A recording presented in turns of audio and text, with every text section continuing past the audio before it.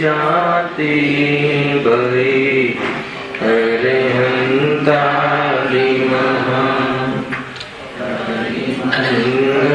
करियो महा ग्रंथ करंथियो का जाते मिले समाज सब पारी निज बदना जे निज बाल सदा सुख निज नो करो प्रकाश से बहुविधि भव दुख तणी करे छे सताना।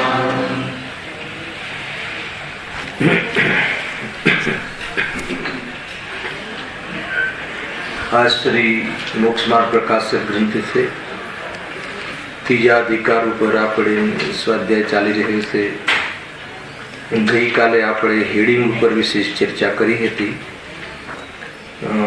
દર્શન મોહના ઉદયથી થતું દુઃખ અને તેના ઉપાયોનું જૂઠાપણ, કુલ મળીને જે વિષય ચાલે છે કે સંસાર વ્યવસ્થામાં જીવ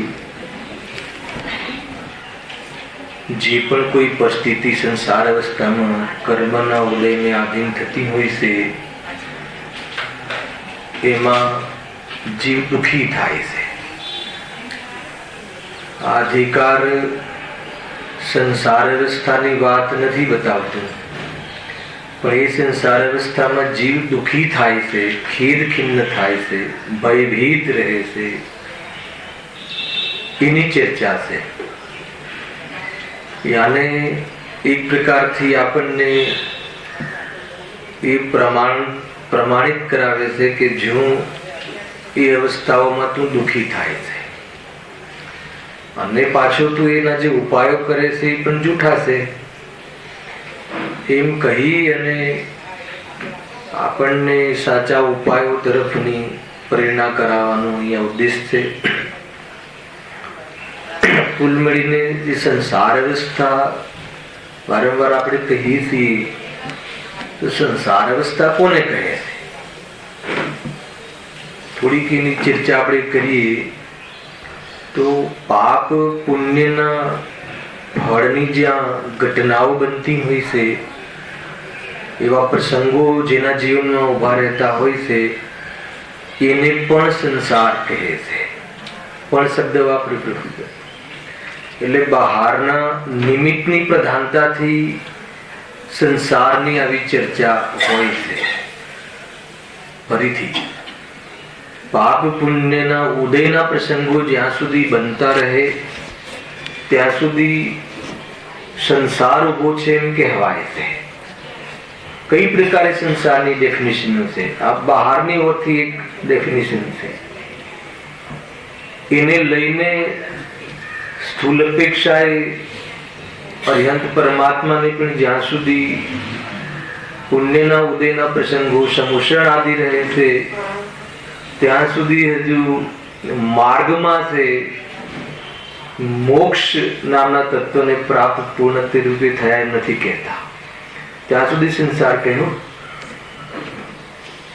परंतु ते संसार कोई दुखनी प्रधानताथी नहीं, त्या तो सुख तो पुण्य है, परंतु पुण्य नो उदय है ने हजू कर्म नो फल आने पण एक संसार कहे छे। बीजू के अघाती कर्म न कर्म ने ओरथी कहीए तो ये तो अघाती कर्म नी बात थी, पण घाती कर्म ना उदय में जीवनी जे पर्याय में संसार नी बात छे। अहीं घाती कर्मनी વાત ચાલે, દર્શન મોહની કર્મના ઉદયમાં કેવી અવસ્થા થાય છે જીવનીની ચર્ચા છે। અને એવી અવસ્થા થાય છે એ કોઈ મહત્વની વાત નથી, એમાં જીવ દુઃખી થાય છે, વાત એની છે। તો પર્યાયની અંદર જ્યાં સુધી રાગાદી ભાવ રહે ત્યાં સુધી ખરેખર પરમાર્થી સંસાર એને કહે છે. પેલો સંસાર વ્યવહારથી કહે છે. પણ પાપ પુણ્યના ઉદયમાં જોડાય, પાપ પુણ્યના ઉદયમાં જોડાય અને એમાં કોઈ કલ્પનાઓ કરી અને પર્યાયની અંદર રાગ દ્વેષ ઉત્પન્ન થાય છે, એ ખરેખર પરમાર્થી સંસાર છે. હવે એમાં પણ ભેદ કરીએ કે પર્યાયની અંદર, જીવની પર્યાયની અંદર જે વિપરીતતા છે એ અનંત સંસાર છે. અને જે કોઈ જીવને પર્યાયની અંદર વિપરીતતા નથી, એટલે દર્શન મોહ નથી, દર્શન મોહ રહિતનો રાગ રહે છે, એને અલ્પ સંસાર કહે. એટલે જ્ઞાનીઓને અલ્પ સંસાર છે, અજ્ઞાનીઓને દીર્ઘ સંસાર છે, અનંત સંસાર છે. કેવલ જ્ઞાનીને આરોપિત સંસાર છે અર્યંતને, અને સિદ્ધ ભગવાન સંપૂર્ણ સંસારથી રહિત છે. સમજમાં આવે છે કે નહીં? આખું વિઝન સાહેબભાઈ બહુ વિચાર કરવા યોગ્ય છે. આ અહીંયાથી ચાલે છે વાત આજે અનંત સંસાર. અનંત સંસાર એ અનંત દુઃખનું કારણ, જે મિથ્યાત્વ અનંત સંસાર. તત્વોની ઓછી સંસાર અવસ્થાનો બોધ કરીએ તો પર્યાયની અંદર જે આશ્રવણ તત્વ છે એ સંસાર તત્વ છે. સંસાર તત્વ છે. આશ્રવણ જ્યાં સુધી રહે ત્યાં સુધી સંસાર તત્વ છે. તો આ રીતે એક સંસાર તત્વની વિવક્ષા થઈ. જે અંતમાં વાત કહી ને ફૂલભાઈ પકડમાં આવે છે વાત. આટલો પ્રમેય થયો બરાબર મિલિંદમાં રાખજો. કે કઈ પ્રકારથી, અનેક પ્રકારથી વિવક્ષાઓ આવે છે. ચાર ગતિનું પરિભ્રમણ રહે ત્યાં સુધી સંસાર છે. હવે તો ગતિની હોતી, પણ ચાર ગતિના પરિભ્રમણનો જે ભાવ છે એ ખરેખર સંસાર છે. ખ્યાલ આવે? એ સંબંધી રાગ દ્વેષ છે એ સંસાર છે. પંચ પરાવર્તનને સંસાર કહે છે.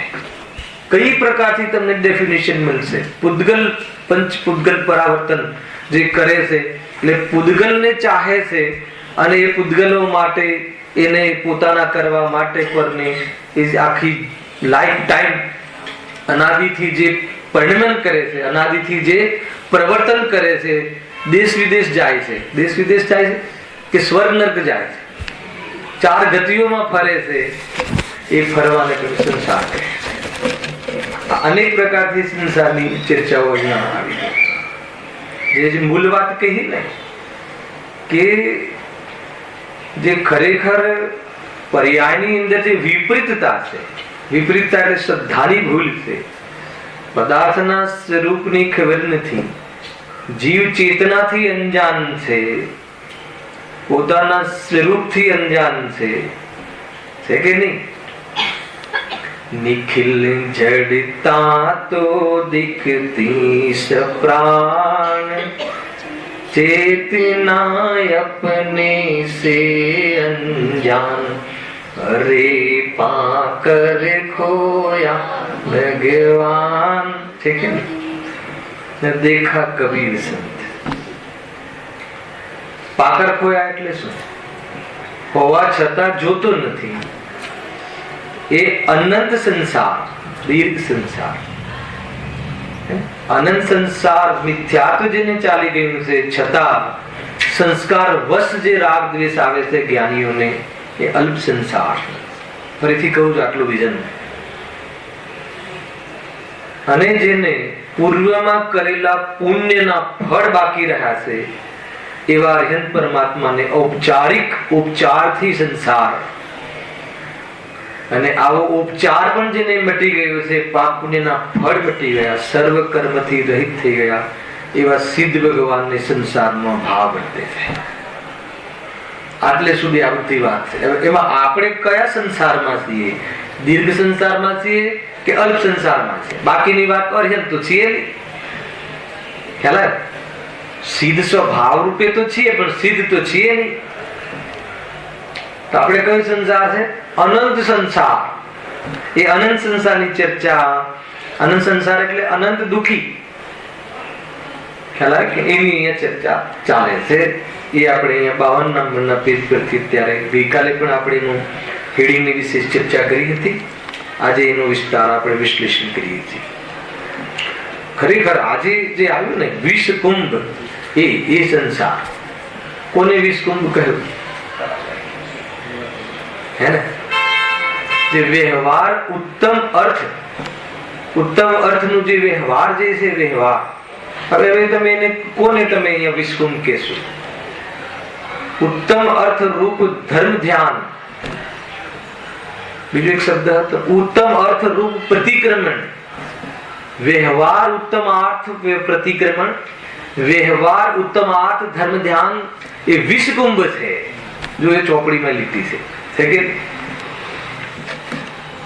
તમને ખ્યાલ આવે વિષકુંભ કોને કહ્યો? જ્યારે વ્યવહાર હે ને, વ્યવહારના પક્ષને વિષકુંભ કહ્યો, વ્યવહાર પ્રતિક્રમણના પક્ષને વિષકુંભ કહ્યો, તો અપ્રતિક્રમણને તો શું કહેવાય? એવું આગળ આવશે. એના પછી 8 બોલ છે ને વિષકુંભમાં. પ્રતિક્રમણ ને પરિસમન, શું લખ્યું? પરિસરણ. બહુ જોરદાર છે, કાલે આવશે તમારે. આનો અર્થ ખ્યાલ આવે કે નહીં મને એ બતાવો. શબ્દ બહુ ઊંચા છે. હું તમને એક સામાન્ય વિઝન બતાવું છું. મેં શું કહેવું છું ગુરુદેવને કે દેહ તે હું નથી એમ પ્રતીતિરૂપ પરિણમન કરવું, એ તો અમૃત કુંભ રૂપ પ્રતિક્રમણ છે. થોડુંક લઈ લે ને, આના લગતું જ છે. જીતુભાઈ નથી, ખ્યાલ આવે કે નહીં? શું કહ્યું? પરિણમન જે છે ને, કહ્યું શબ્દ બોલ્યા, આ પરિણમન થઈ જવું. પરિણમન થઈ જવું એટલે શું? એટલે વિકલ્પ માત્ર નહીં, વાતો માત્ર નહીં, એ રીતે અનુભવ થઈ જવું. દેહ તે હું નથી એવો અનુભવ થઈ જાય તો નિર્વિકલ્પ થઈ જાય કે ના થઈ જાય? નિરાકુલ થઈ જાય કે ના થઈ જાય? તો એને તો કે ઉત્કૃષ્ટ પ્રતિક્રમણ, ઉત્કૃષ્ટ ધર્મ ધ્યાન કહેવાય. પરંતુ હવે સાંભળી લો, પણ દેહ તે હું નથી એના વિકલ્પને, એના વિચારને, એની ચર્ચાને વિસ્કુપ નથી કરી. એની ચર્ચાના પક્ષને એમાં સંતુષ્ટ થઈ ગયો. મને ઘણી ખબર પડી ગઈ, એને માત્ર યાદ રહી ગયું, એને એમ સમજી લીધું, માત્ર બુદ્ધિમાં ખબર પડી, એને એમ સમજી લીધું અને એમાં સંતુષ્ટ થઈ ગયું, તો એને મહાવિસ્કુંભ કહે. આવે કે નહીં? પકડવા આવે.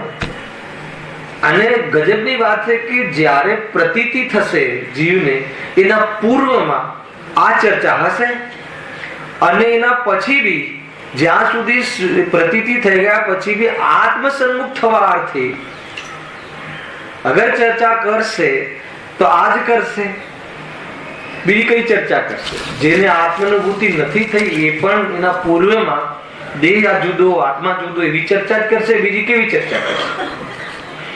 અને દેહ જુદો ને આત્મા જુદો એવી ચર્ચા કર્યા પછી પણ એવી અનુભૂતિમાં ઘણો પુરુષાર્થ લાગે છે, અથવા ઘણો વિલંબ થાય છે, અથવા જીવ એવા પુરુષાર્થને પ્રાપ્ત થવા માટે પુરુષાર્થ નથી થઈ શકતો. તો દેહ અને આત્મા એક છે, હું કાળો ગોરો, હું સુંદર, એવી ચર્ચાઓથી આત્મા અને શરીર એક છે એવી અભેદ, એવી ખોટા અભેદની ચર્ચાઓથી ભેદ જ્ઞાન થઈ જશે. એ વાતમાં તો શું દમ છે? ખ્યાલ આવે કે નહીં શું કહ્યું મેં? 24 કલાક એક જ ચર્ચા. હું પતલો થઈ ગયો, હું કાળો થઈ ગયો, હું જરા આમ થઈ ગયો, થોડું હમણાં પગ દુખે છે, થોડી કમર વાંકી વળી ગઈ છે, આમ તો બરાબર હતું, એના માટે કોઈ વ્યવસ્થા હોય તો કરાવો. આખો દિવસ એ દેહના સંસ્કાર, દેહને આત્મા માનીને જીવન વિતાવતું હોય એને ભેદ જ્ઞાન કરી અને પ્રતિક્રમણ, વ્યવહાર પ્રતિક્રમણમાં પણ કેવી રીતે આવશે? વ્યવહાર પ્રતિક્રમણ એટલે જે પાછા ફરવું છે જે પાપોથી, અને જ્યાં રમવું છે એના ભેદનો વિચાર કરવો, એ વ્યવહાર પ્રતિક્રમણ. પણ એ વ્યવહાર પ્રતિક્રમણમાં પણ સંતુષ્ટ થઈ જવું, અને મેં 1 કલાક પ્રતિક્રમણ કરી આવ્યો, ચલો હવે દેહ માટે બધું કરીએ, તો કહે છે કે એ તો વિસ્કુંભ થાય. શરીર આવ્યો કે નહીં, સંતુષ્ટ થઈ ગયો ને. આખો દિવસ 23 કલાક દેહની સેવા કરે, 1 કલાક જઈને દેહની વિરુદ્ધમાં બોલી આવે ભગવાનની સામે, અને પાછું કન્ફેશન બી કરે, હે ને, પ્રભુ હું બહુ ભૂલ્યો, બહુ આથડ્યો, એમ થોડું ઢોંગ કરી આવે, અને વળી પાછો આવીને જેમ હતો એમ કહે. તો કહે છે કે એમ દાડા બરાબર છે કે નહીં? બહુ જોરદાર છે નિયમસારની ગાથાઓ. મને તો 3-4 લીટી સાંભળવાનો જે યોગ મળે છે એનાથી એટલું આનંદ થઈ જાય છે કે શું વાત કહે છે ગુરુદેવ. સમજમાં આવે છે કે નહીં? અહીંયા એમ નથી કર્યું વાતો કરવાની, ક્રિટિસાઇઝ નથી કરી, એમાં સંતુષ્ટ થઈ જવું. એમાં બસ બહુ આપણને ખબર બધી પડે છે તો કે એ રોંગ છે, એ સિસ્ટમ નથી.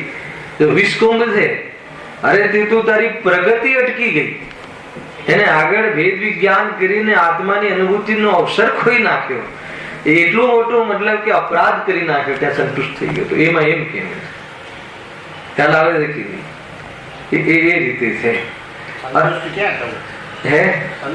આમાં સદા પ્રીતિવંત બનને, આમાં સદા સંતુષ્ટ તું સ્વરૂપમાં. એના ભેદ વિજ્ઞાન પરિણતિ, સંતુષ્ટ એટલે એ વસ્તુની પ્રતીતિ થઈ જાય તો જ જીવને વિકલ્પ રહિત થવાય. સંતુષ્ટ એટલે વિકલ્પ રહિત, એવી પ્રતીતિ, એવું પરિણમન, એવી અનુભૂતિ.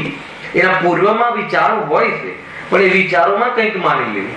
અરે એ પ્રતીતિ થઈ ગયા પછી બી જયારે ઉપયોગ એક સરખો આત્મામાં નથી વર્તતો, ત્યારે ઉપયોગ જયારે બહારમાંથી આત્મસન્મુખ કરવા અર્થે, ત્યારે ધર્માત્માઓ પણ, આચાર્ય અમૃતચંદ્ર દેવ પણ છે કે નહીં, મલિન હુઈ હે પરિણતિ મોહોદય છે. હવે એમને કયો મોહોદય છે? એમને કયો સંસાર છે? અમૃતચંદ્ર આચાર્ય દેવને લખ્યું, 3જો શ્લોક વાંચો. આત્મખ્યાતિ ટીકા શું કામ લખું છું? મારી પરિણતિ મલિન થઈ છે મોહ ઉદયથી. આચાર્ય અમૃતચંદ્ર દેવ લખે છે મોહના ઉદયથી. તેમાં કયો મોહ લેવો? ચારિત્ર મોહ, દર્શન મોહ નહીં. કયો સંસાર લેવો? હમણાં સંસારનું સમજાવ્યું, એમાં અલ્પ સંસાર, અનંત સંસાર નહીં. પણ એ અલ્પ સંસારનો પણ ખેદ છે, એટલે હું પાછો ત્યાં હે ને ઈર્યા સમિતિથી ચાલવામાં, દેહ ભક્તિ આદિમાં વળી પાછો મારો ઉપયોગ ચાલ્યો જાય છે.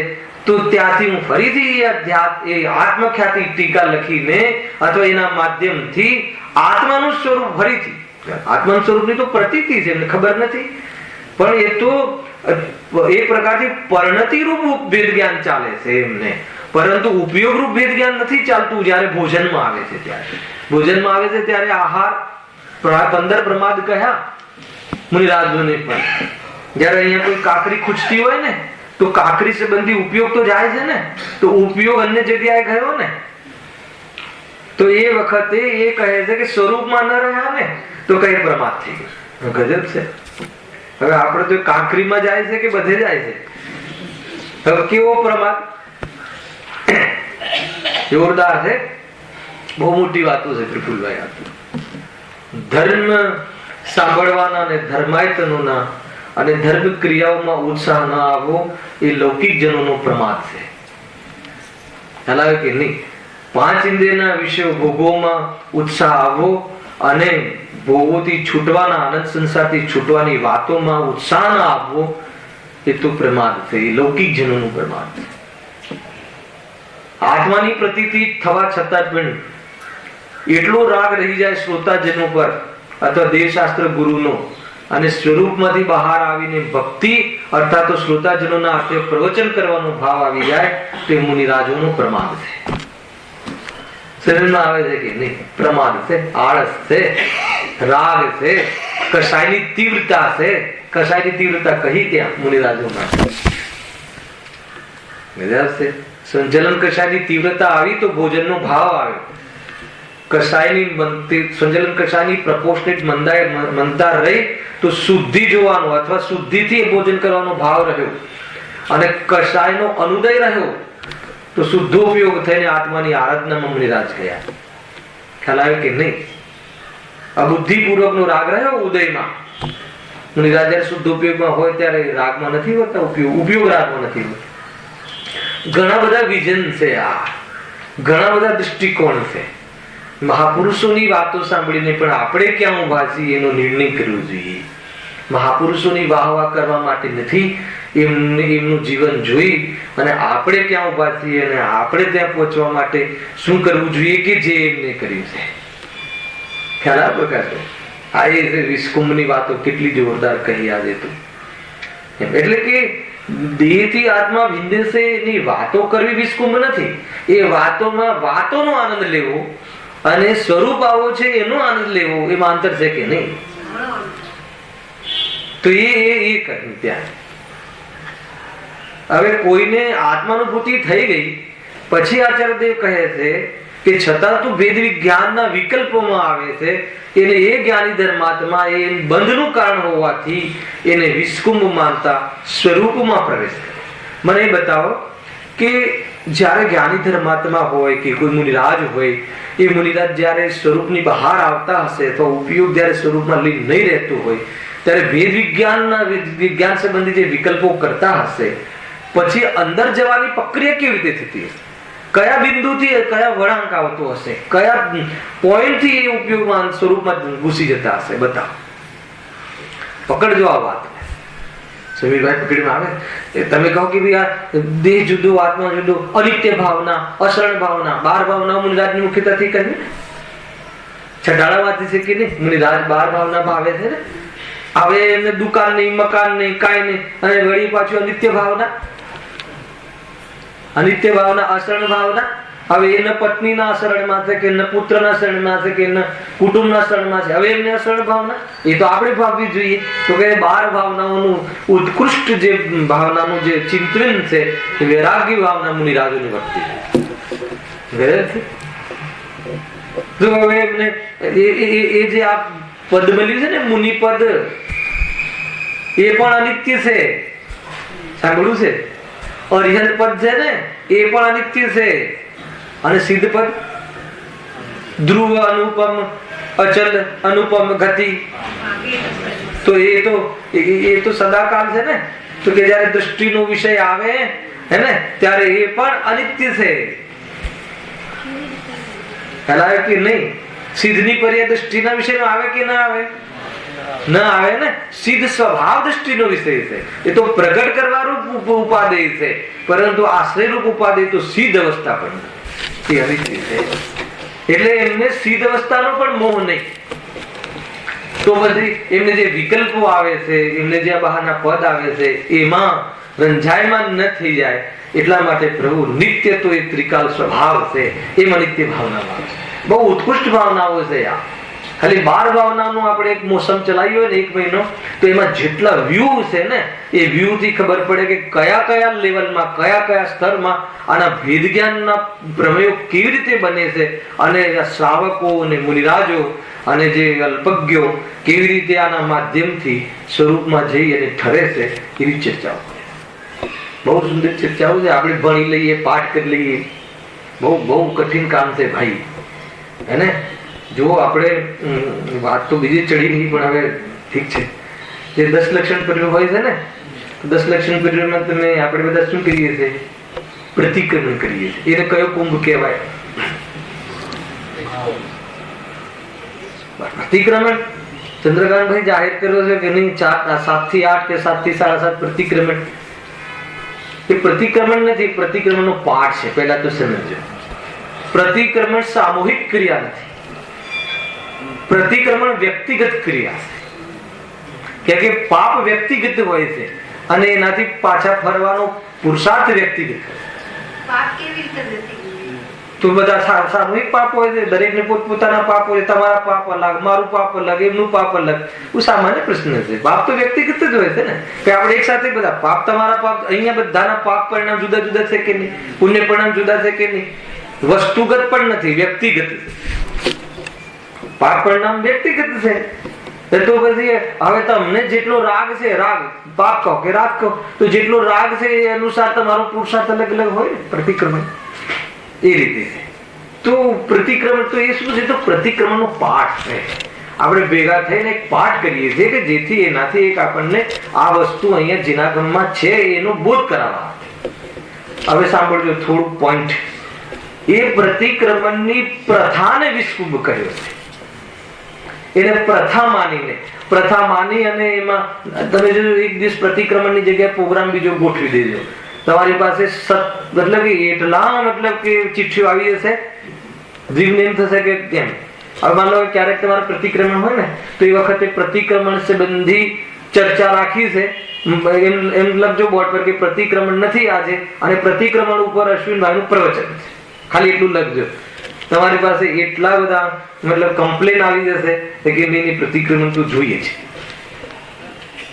બહુ કઠિન પડે, તમે આમથી આમ તમે પ્રથાને નહીં હલાવી શકો, બહુ કઠિન હલાવે. તો એ પ્રતિક્રમણના પાઠ સાથે મિથ્યાત્વ જોડાયેલું નથી, એ તમારી જે વૃત્તિ છે ને આપણી એ મિથ્યાત્વ. કે પાઠ તો પરદ્રવ્ય છે, પણ એના વિશે જે ધારણા છે ને, એના વિશે જે આપણી કન્સેપ્ટ છે ને, એના પ્રત્યે જે કોમ્પ્લેક્સ છે ને, એ મિથ્યાત્વ. સમજમાં આવે છે કે શું કરીને આવ્યા, પ્રતિક્રમણ કે મિથ્યાત્વ? બહુ ભારે છે, બહુ ભારે ભાઈ. ધર્મક્ષેત્રમાં આપણને એમ લાગતું હોય કે આપણે અમૃતનું સેવન કરીએ છીએ, પણ જો સમજણ ખોટી હોય તો જીવ ત્યાં પણ જહરનું સેવન ખુશ થઈને કરીને આવે છે.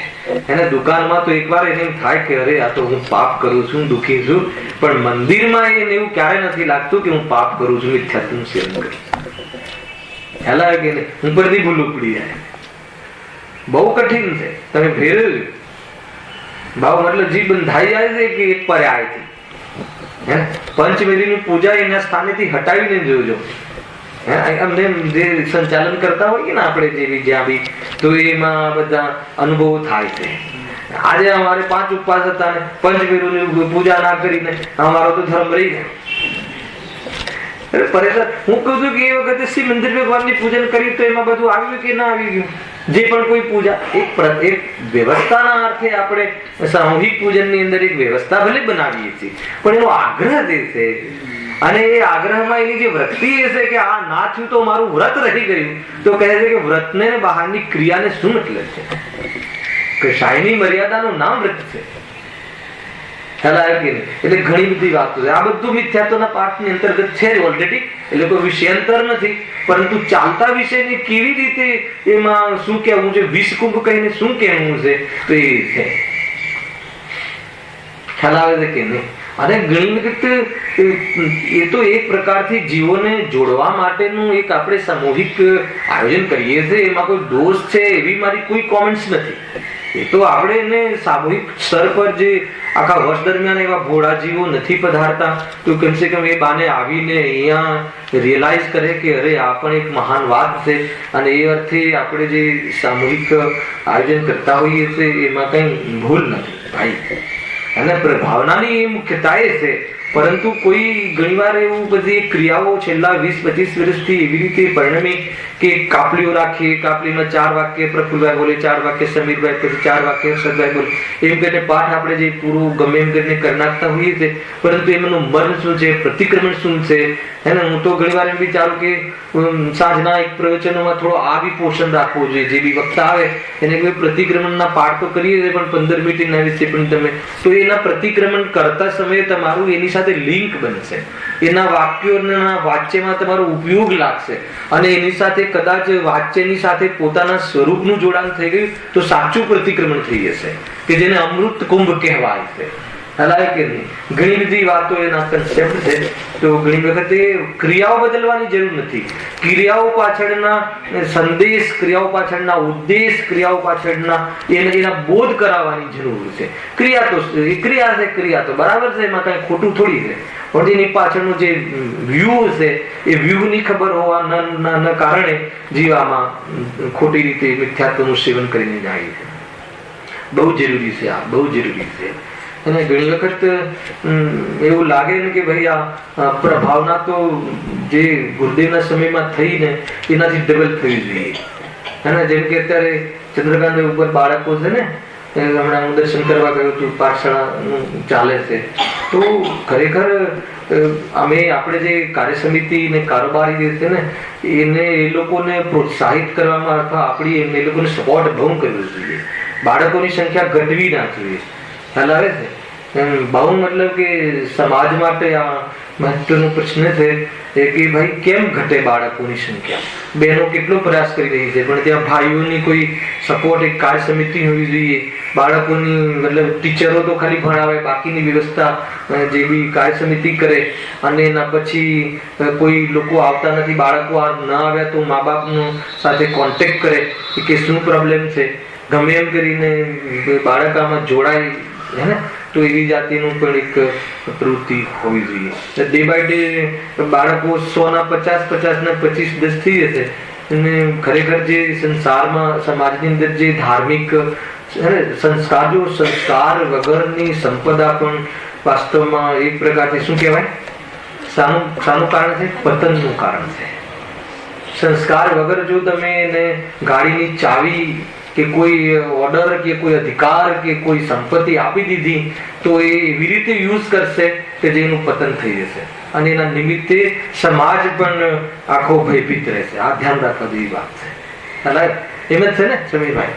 સંસ્કાર વગર તમે બાળકોને કઈ સમજણ વગર કોઈ પણ ચીજનું તમે એને અધિકાર આપી દો, શક્તિ આપી દો એને, કોઈ બી એને બહારમાં એને મતલબ કે તો એ શું કરશે? એનો મિસયુઝ કરશે.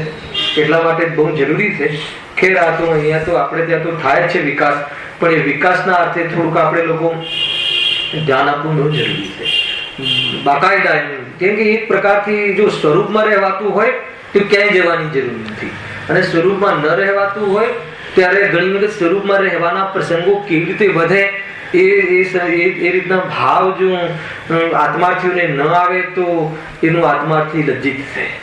એની સાવક દશાની શોભા નથી. એવી રીતે અમે લોકો લાડમાં આવી રીતે પ્રેરિત થઈ અને બહુ ટીમવર્ક, એનું બળ, અને લાગે કે સભાઓ છે, 100 બાળકો આમ વ્હાઇટ એન્ડ ડ્રેસ કોડ પહેરીને આવીને ભગવાનની પૂજા કરે. અને પંચમ કાલમાં એકમાત્ર જ્યાં 5 ઇન્દ્રિયના ભોગોનો રસ અને બહારની જે ક્રાંતિ દ્વારા પાપોનો જ પ્રચાર થતો હોય ત્યાં એક પાપમાં સુખ બુદ્ધિ રાખવા જેવી નથી, પુણ્યમાં પણ જ્યાં આનંદ નથી, માત્ર આત્મામાં આનંદ છે. એવી વાત તીર્થંકરોએ કહેલી, ઉપદેશેલી, ગુરુદેવે અહીંયા આપણને બરાબર સમજાયેલી વાત અગર જો એ પ્રચાર કરવાની ભાવના ન આવે તો કહે છે કે આત્મા તને ગમતો હોય એ વાતમાં દમ નથી. વાત આ બધી પણ બહુ સમજવા જેવી છે. ખેર મને તો થોડો દર્દ થાય છે એટલે કહી દેવાનો ભાવ આવે છે. પણ બહુ જરૂરી છે ભાઈ, બહુ જરૂરી છે. જો ક્યાંથી વાત આવી કે 20 કુંભની વાત છતાં એ ભાવ કયો છે? એ ભાવ ચંદ્રકાંતભાઈ, એ ભાવ પણ છે. શું જ્ઞાન છે ને શું ફંડા છે જૈન ધર્મના! અરે એ દ્રષ્ટિમાં રાખવાનું છે. હા ચલો 20 કુંભ છે તો હવે એ ત્યાં નહીં કરીએ તો શું કરશો? તો એને 20 કુંભનું પાપ કરશો.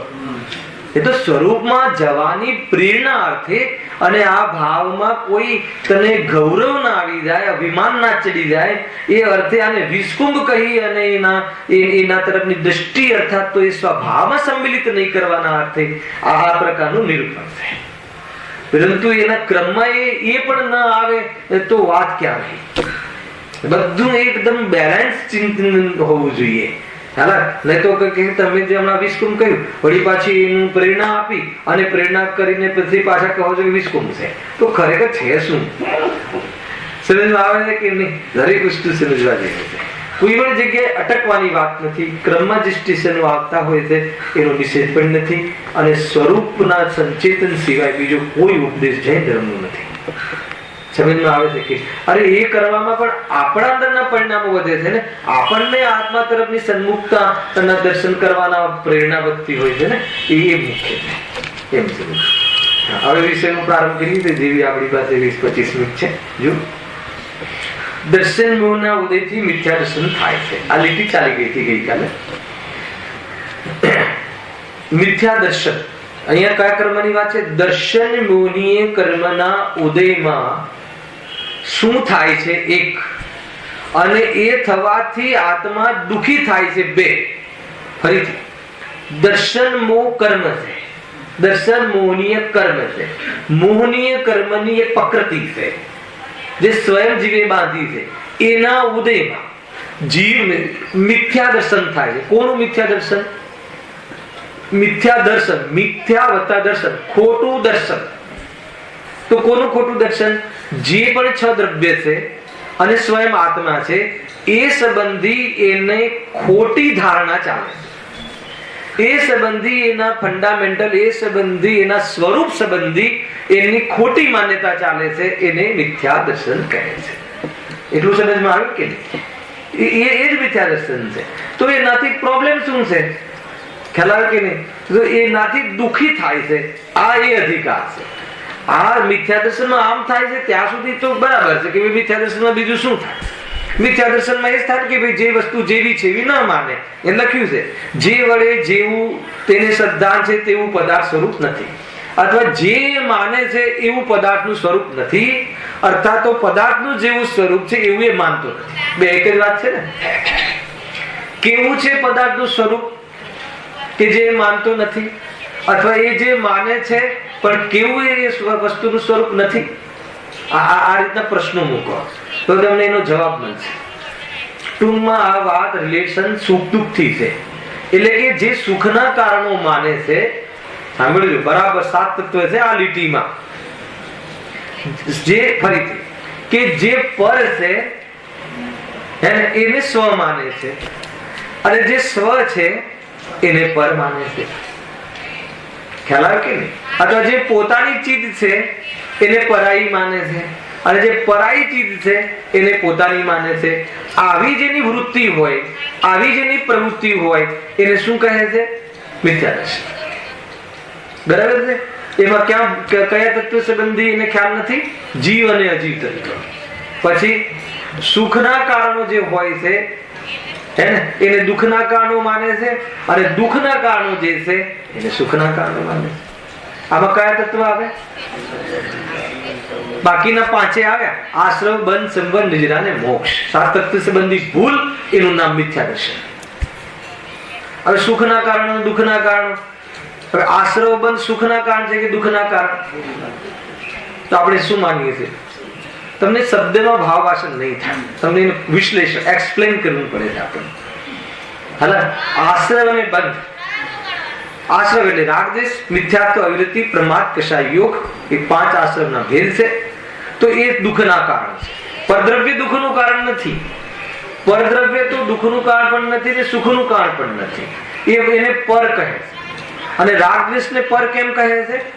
કે રાગદ્વેષ છે તો આત્માની પર્યાયની પ્રોડક્ટ, પરંતુ એ દુઃખ દેતો હોવાના કારણે, એ દુઃખનું કારણ હોવાના કારણે એ પણ પર છે. શું કામ સંબંધ રાખવું? જે મને દુઃખ, જે દીકરો મારા ભલે આપણી કુખેથી જન્મ્યો હોય પરંતુ આપણને તકલીફ આપતો હોય તો આપણે શું કહીએ છીએ? એ દીકરો મારો નથી, મારે કોઈ સંબંધ નથી. કોઈની જોડે લેનદેન કરે તો એ જાણે, હું નહીં જાણું. એટલું બધું કેમ પરાઈ કરી નાખ્યું? તો એ છે આ રાગદ્વેષ, આશ્રવ બંધ. અને આપણને સુખના કારણ લાગે છે, સ્નેહ સુખનું કારણ લાગે છે. હે ને રાજેશભાઈ, આપણા વચ્ચે સ્નેહ રહેવો એ સુખનું કારણ છે કે દુઃખનું કારણ છે? સત્યમ, છાતી પર હાથ રાખીને બોલો પ્રભુ, સ્નેહ છે કે નહીં પેલા એ કહી દો. શું વાત કરો છો જયેશભાઈ? જયેશભાઈ, સ્નેહ છે કે નહીં? છે જયેશભાઈ બેઠા? સ્નેહ છે કે નહીં? છે. શું કીધું તમે? તો આપણે લોકમાં નથી રહેવું ને. લૌકિક એ તો લોક સંજ્ઞાએ ક્યાં નથી જવાતું? મોક્ષ નથી મળતો ભાઈ. એ લોકમાં રહેવું હોય, સંસારમાં રહેવું હોય, વાત એ નથી કે ન હોય ત્યાં. વાત એ છે કે ત્યાં તો સ્નેહ હોય છે, પરંતુ એ દુઃખનું કારણ છે કે સુખનું કારણ? વાત એ છે. લોકની અંદર એકબીજા પ્રત્યે સ્નેહ ના હોય એવું કેમ બને? પરંતુ એ દુઃખનું કારણ છે કે સુખનું કારણ છે? હા, ચંદ્રકાંતભાઈ, તમારા પ્રત્યે મને પ્રેમ છે, એ તો મને દુઃખ અપાવશે કે સુખ અપાવશે? તરત જ મને ફોન આવે કે ભાઈ એમને પગમાં ઘણી તકલીફ છે, હવે મને પ્રેમ છે તો દુઃખ બધા રાખશે. હે ને, એમને આમ છે, બહુ તકલીફ પડતી હશે, આ છે તે છે, તો એ દુઃખનું કારણ. તો દુઃખનું કારણ બતાવવા માટે સ્નેહ નીકળી જવું જોઈએ. ગજબ છે.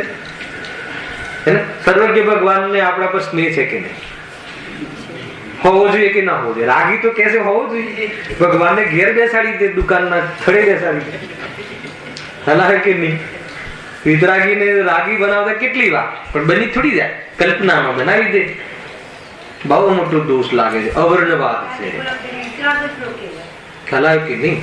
અરે એ તો રાગી થાય જ નહીં, પણ આપણે હે ને, આપણે આપણી કલ્પનામાં, આપણા નૈમિતિક ભાવમાં, હે પ્રભુ હે ને, મારા સંસારમાં ચારે કોરથી લીલા લહેર રહે એવું કઈક કરો. એનો અર્થ એ થઈ ગયો કે સર્વજ્ઞ ભગવાનની વિતરાગતા હે ને, તને દુઃખનું કારણ લાગ્યું અને તને બહારમાં જે લીલા લહેર રાગમાં છોકરો આજ્ઞાકિત રહે, દીકરા દીકરીને સારું મળે. સારું મળે એટલે શું? બહારમાં એની પંચેન્દ્રિયના ભોગની વ્યવસ્થામાં અનુકૂળતા રહે એવું જમાઈ મળે. તો આ સારી ભાવનાઓ છે. ખ્યાલ આવે કે નહીં? બહુ કઠિન કામ છે, બહુ કઠિન કામ છે ભાઈ. વિચાર કરવા જેવું. સુખની ડેફિનેશન આ છે ને, દીકરીને એવો જમાઈ મળે કે એને તત્વ ચર્ચામાં ન રોકે, એને સ્વાધ્યાય કરવામાં બાધા ન બને, એવું સગું મળે એ તો સમજમાં આવે છે પ્રભુભાઈ. પરંતુ બહારમાં એને કપડા પોષણ, અરે એનાથી સુખ નથી ભાઈ. એમાં સામગ્રીમાં સુખ છે ને, એ તો કેટલી વાર ચાલી ગયેલી છે. આપણે કશાયમાં દુઃખ છે, કશાયના ભાવમાં સુખ છે. તો એ છે સંસાર ભાવના. એમ કહે છે જો સુખના કારણોને દુઃખના કારણ માને. ખ્યાલ કે નહીં? દુઃખ પેલા તો દુઃખના કારણે સુખના કારણ. બંધન, કમિટમેન્ટ. આપણે જે કમિટમેન્ટ કરીએ છીએ તો એ પરાધીનતા, એ બંધન આવ્યું કે ના આવ્યું? હું તમને કમિટમેન્ટ કરું કે હું હવે શનિ રવિની જગ્યાએ ગુરુ શુક્ર શનિ રવિ 4 દિવસ અહીંયા કમિટમેન્ટ કરતો નથી. ઉદાહરણ છે, 4 દિવસ માટે હું અહીંયા પ્રવચન કરવા આવીશ, એમ મેં મારા ઉપયોગને અહીંયા બાંધ્યો. તો એ આકુળતાનું કારણ છે કે નિરાકુળતાનું કારણ? બંધાયો ને, મેં કમિટ કર્યું ને, ઉપયોગને બાંધ્યો ને.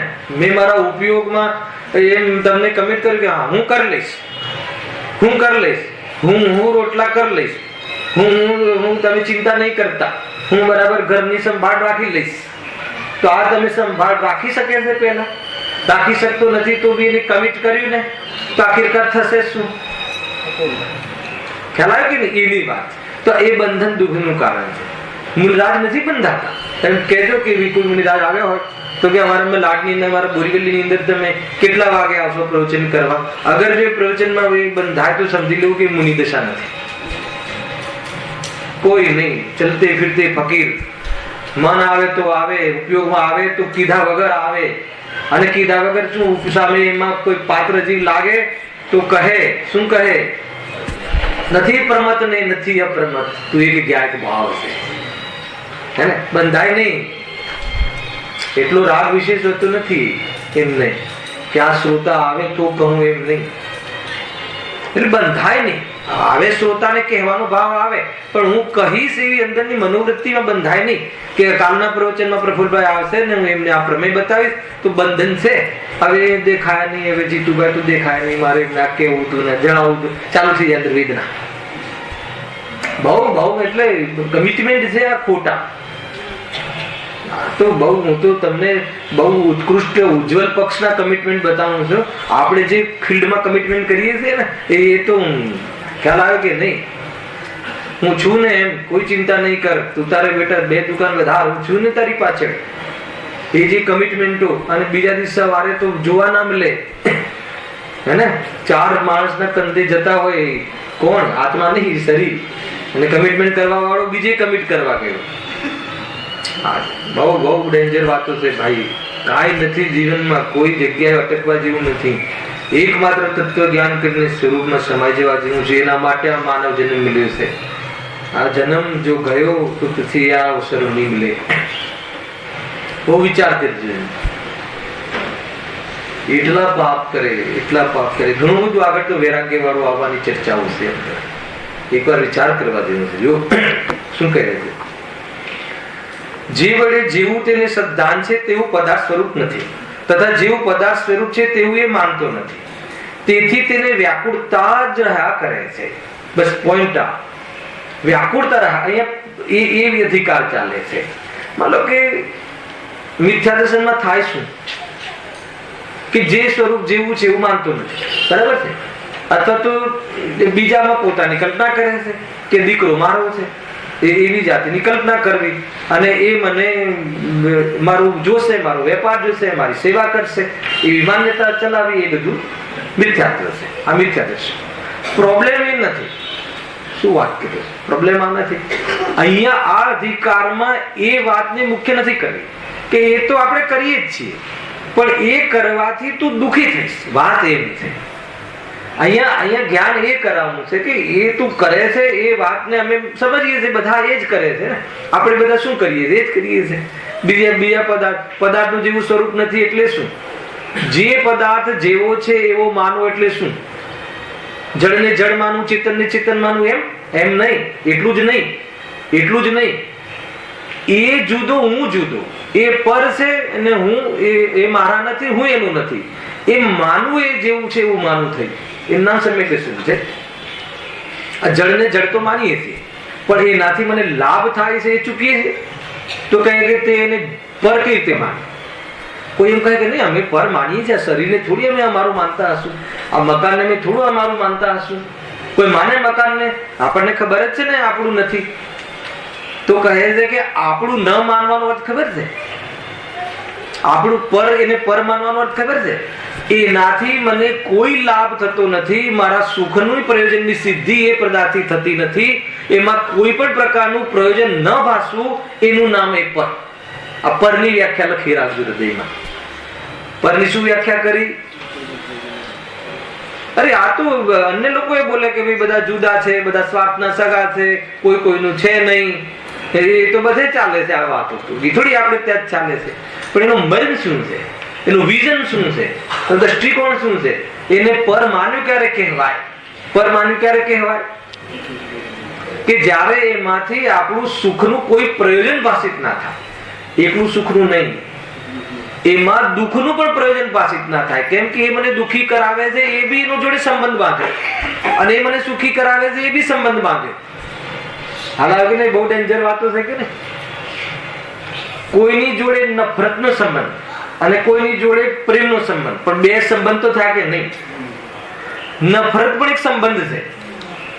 માનો પ્રફુલ્લ, મને તમારા પ્રત્યે નફરતનો સંબંધ છે, તો નફરતનો સંબંધ છે એટલે કાંઈ કઈ ચેષ્ટાઓ ચાલ્યા કરશે કે નહીં ચાલ્યા કરે? અને કોઈની જોડે પ્રેમનો સંબંધ, તો બી બધી ચેષ્ટાઓ ચાલ્યા રાખશે. તત્વ સૂત્રમાં એક વાત આવી કે સત અને અસતના અવિભાગરૂપ દર્શનથી, સાંભળજો, અર્થાત તો બંને વચ્ચેના ભેદ જ્ઞાનના વિવેકથી શૂન્ય હોવાથી આ જીવ ઉન્મત્ત થયો થકો ચેષ્ટાઓ કરે છે.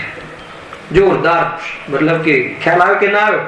ઉન્મત્ત એટલે નશામાં, હે ને? નશામાં મારી પાસે 5 કરોડ છે, મારે 5 રૂમનો ફ્લેટ છે, તો કે તને નશો છે, ઉન્મત્ત છે, પાગલ છે, મૂર્ખ છે, એમ કહે. તને સ્વપરનો વિવેક નથી. હવે આપણને જ્યારે કોઈ વેવાય આવે ને આપણે જે વૈભવ બતાવીએ ને, ત્યારે આપણને આ વાત યાદ આવી જોઈએ કે અરે હું તો પાગલ છું, મને પાગલનું સર્ટિફિકેટ છે. આપણે લઈ જઈએ ને, આપણી ઇન્ડસ્ટ્રી બતાવીએ, છોકરી આપવી હોય તો જો તમારી છોકરી દુઃખી નહીં થાય, અમારી પાસે આટલી 100 કરોડની પ્રોપર્ટી છે, ગજબ છે.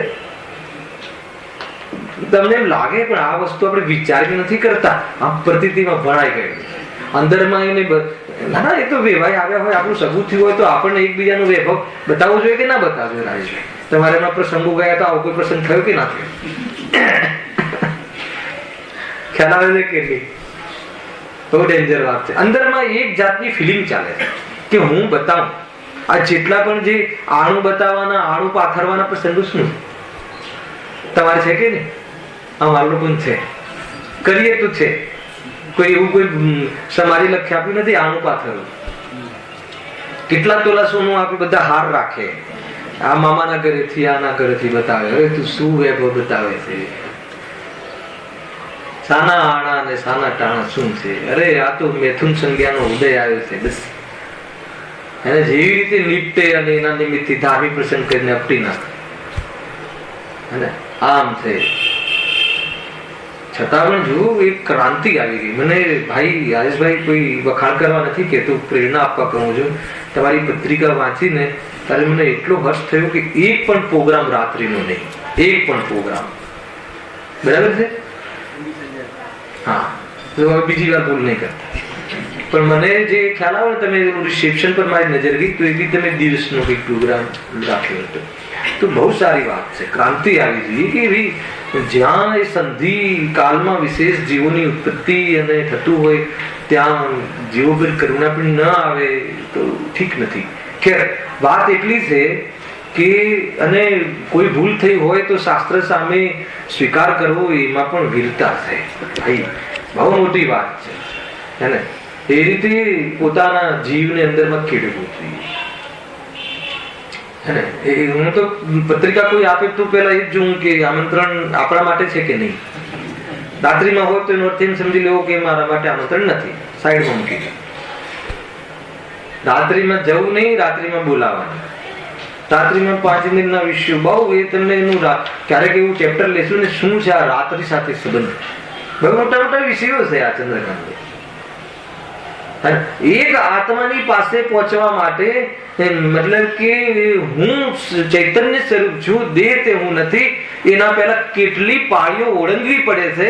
એને માત્ર કથનમાં આવી જાય અને બુદ્ધિનો વિષય બની જાય તો આત્મ કલ્યાણ થઈ જશે એમ નહીં માનતા, ભ્રમ થઈ જશે. એની પાછળ એમ નથી કે એટલું આ પરમાત્મા પદ, ત્રિલોક પૂજ્ય પદ, અને એ કોઈ આમ રસ્તામાં જતા મળી જશે કે ભોગોમાં તો શું ક્યાં છે એમ બોલીને મળી જશે, એમ નહીં. ભાષિત થવું જોઈએ. અને એને ભાષિત થયું ત્યારે કહેવાય કે એના દૂર દૂરના એના રિલેટેડ પ્રસંગોની અંદર પણ એક ક્ષણ માત્ર પણ હર્ષ ન આવે ત્યારે અંદરમાં જઈને એની પાત્રતા ખીલે છે. સમ્યક દર્શન તો બહુ દૂરની વાત છે. હાલાવે કે નહીં? એવી પાત્રતામાં કદાચિત, ગેરંટી નથી આપતા ત્યાં 9મા અધિકારમાં, કદાચિત કાળલબ્ધિ પાકે, અર્થાત તો એના અનુકૂળ પુરુષાર્થ કરે તો દેવ દેખાઈ જાય, અને ન કરે તો એકાદ વાર સ્વર્ગમાં જઈ આવે, પણ આત્મકલ્યાણ ન થાય. એટલી જોરદાર વાત કરી. એટલે જેટલું આપણે સમજીએ છીએ એટલું શિથિલતા અને કોઈ બહારમાં કોઈ પુષ્ટિ થતી હોય અને આત્મા દેખાઈ જશે, આ ડરાવવાની વાત નથી, સાવધાન કરવાની વાત છે ભાઈ. ડરાવવાની વાત નથી. અર્થાત તો કોઈ જગ્યાએ સ્વચ્છંદ થઈને ભ્રમિત ન થઈ જવાય એનાથી બચવા માટેની વાત છે. સમજમાં આવે છે કે નહીં? બહુ કન્સેપ્ટ ક્લિયર છે. આ એકલી ચર્ચા, કોરી ચર્ચા, અંદરના પલળ્યા વગરની ચર્ચા, સ્વરૂપના અંદરમાં દર્શન કરવાની ટેક પ્રતિજ્ઞા લીધા વગરની ચર્ચા, ગરજ વગરની ચર્ચા કાર્યકારી નથી. હવે ખ્યાલ આવે છે કે નહીં? એ તો મતલબ કે સંસ્કાર વગરની ચર્ચા થઈ ગઈ. તો એ પણ ઝઘડા કરી નાખશે અને કહેશે કે જયારે એને અનુકૂળ આવશે ત્યારે કહેશે એક દ્રવ્ય બીજા દ્રવ્યનું કાંઈ કરતું નથી, અને પછી જયારે એને એક દ્રવ્ય બીજા દ્રવ્યની જરૂર પડશે ત્યારે વ્યવહારથી કીધું છે એમ પક્ષ લઈને કરશે. બે પક્ષમાં હાથ નાખવા પ્રયાસ કરશે, એનો પક્ષ લઈ લેશે. સ્વરૂપનો પક્ષ આવવો જોઈએ. નિશ્ચય વ્યવહાર નયાતિક્રાંત માટે છે. હાલ આવે કે નહીં? હા, બહુ આજે કથન કહું ને, બહુ ડેપ્થ કથન છે. જો તમને ખ્યાલ આવે તો જયારે કોઈની જગ્યાએ કોઈને રૂપિયા ના આપવા હોય તો શું કહે? એક દ્રવ્ય બીજા દ્રવ્યનું કરતું નથી, ઘેર જાઓ સદાકાળ. અને જયારે એના રૂપિયા કોઈની પાસે લેવાના હોય તો ભાઈ વ્યવહારમાં તો યુદ્ધ હોવું જોઈએ. વ્યવહારને જે કીધું છે એ છે ધર્મ. શું સમજવું, ક્યાંથી સમજવું, કેવી રીતે પ્રયોગ કરવો, ક્યાં પ્રયોગ કરવો, કોના માટે પ્રયોગ કરવો. ધનના લેવા માટે, ના લેવા માટે નયોનો પ્રયોગ નથી. બંને જગ્યાએથી નિશ્ચયના વિકલ્પથી ને વ્યવહારના વિકલ્પથી નિવૃત્ત થઈને નિર્વિકલ્પ થવા માટે છે. આ હલાવ્યું કે નહીં? આવડે ત્યાં લગાવીએ છીએ. ઘણી બધી વાતો છે. આ બધું મિથ્યાત્વના પક્ષમાં છે. આ બધું ડેપ્થ છે, અંદરમાં ચાલતું હોય છે. જીવને ખબર નથી પડતી, બસ વણાવી. આ તો અહીંયા પછી ગુરુદેવના પ્રતાપે વાત ખુલી ગઈ અને અંદરના ભાવ ખોલીને બતાવ્યા કે જો અહીંયા ઉભો છે તો ટુડરમલજીની તો શૈલી છે. એક એક શબ્દ લખેલા છે આમાં. હું જે તમને કહી રહ્યો છું, બહારની કોઈ વાત નથી. એક એક શબ્દ. જો તું આ કરે છે તું આ દ્રષ્ટિકોણથી તો નથી કરતો, આ વિધિથી તો તું નથી જાણતો, આ દ્રષ્ટિકોણથી તો તું નથી સોચતો, તો આ દ્રષ્ટિકોણથી ભલે તું ક્રમબદ્ધ પર્યાય સોચે પણ આ દ્રષ્ટિકોણથી સોચતો હોય તો કે મિથ્યાત્વ. ખ્યાલ આવે કે નહીં? કોઈ પર્યાયના ફલથી બચવા માટે તું અગર કોઈ ક્રમબદ્ધ પર્યાયને વચ્ચે લાવતો હોય તો કહે છે કે તું દુષ્ટ છે. અરે આત્મદૃષ્ટિ કરવાના અર્થે તું ક્રમબદ્ધ પર્યાયને લાવતો હોય તો ગુરુદેવ કહે છે તો તારે ક્રમબદ્ધ પર્યાય છે, બીજાને તો છે જ નહીં ક્રમબદ્ધ પર્યાય. આમ કહી દીધું. ક્રમબદ્ધ પર્યાય એવું છે, બીજાને છે નહીં એટલે એનો લાભ તને નહીં મળે એમ કહેવાનો. તને એ સુધી જ્ઞાન બરાબર નથી. એ રીતે આખો કન્સેપ્ટ આ રીતે છે ભાઈ. અહીંયા શું કહે છે કે અંતિમ વિઝન બતાવી દઉં છું વિષયમાં કે જે વડે જેવું તેને સિદ્ધાંત છે તેવું પદાર્થ સ્વરૂપ નથી, જેવું પદાર્થ સ્વરૂપ છે તેવું એ માનતો નથી.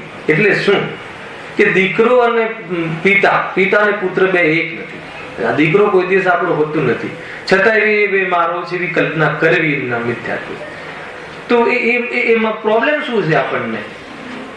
માન લો કે મિથ્યા દર્શનમાં તો બધા એવું માને જ છે, દીકરો મારો, ગાડી મારી, ઘર મારું, પત્ની મારી, શરીર મારું, બધું મારું એમ. જે મારું નથી એને મારું માનવું, એમના મિથ્યા દર્શન. પ્રોબ્લેમ કાંઈ નથી મિથ્યા દર્શનમાં એમ જ થાય. પરંતુ આ અધિકાર એનો ચાલે છે કે એનાથી તું દુઃખી થઈશ. આગળ લખ્યું છે ને, તેથી તેને વ્યાકુળતા. એનાથી કેમ વ્યાકુળતા કેવી રીતે થશે? આ દીકરાને હું મારો માનું એમાં હું કેવી રીતે દુઃખી થઈશ? મારા દીકરાને હું મારો માનું એમાં હું દુઃખી કેવી રીતે થઈશ? ખ્યાલ આવે કે નહીં? તો કહેશે કે તું તારો માને પરંતુ એ તારા આધીન રહેશે નહીં. તારા જે દીકરીનો જન્મ થવો, એ દીકરાનો જન્મ થવો એ તારા આધીન છે નહીં. દીકરાનું આટલા આયુષ્ય રહેવું એ તારા આધીન છે નહીં. તો દીકરાનું તારી પાસે તારી સેવા કરવી તારા આધીન છે નહીં. પણ તે શું કર્યું તું? મિથ્યા દર્શન. કે આ દીકરો મારો છે, હું એને યોગ્ય બનાવી દઉં કે મોટો થઈને મારો વેપાર ચલાવે અને વેપાર ચલાવીને પૈસા કમાય અને પછી મને મારું ગળપણ સુધારે. કેવી રીતે સુધારે? એ વખતે પણ મારી બધી ઈચ્છાઓની પૂર્તિ કરે. આવી જે તે કલ્પના કરી નામ મિથ્યા દર્શન.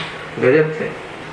હવે વાંધો નથી, તે કર્યું એ તો બધા એમ જ કરતા હોય મિથ્યા દર્શનમાં. પણ કે તું બહુ ચિંતા આવે તને એ પ્રમાણે તારી આ શ્રદ્ધાને નિરંતર તને એ ઠેસ પહોંચાડવામાં નિમિત્ત બનશે. નિરંતર હે ને, મતલબ કે હાઈટેક નું આપણને આમને આ દીકરાઓને આપણે શાના માટે આપ્યું એને શિક્ષણ?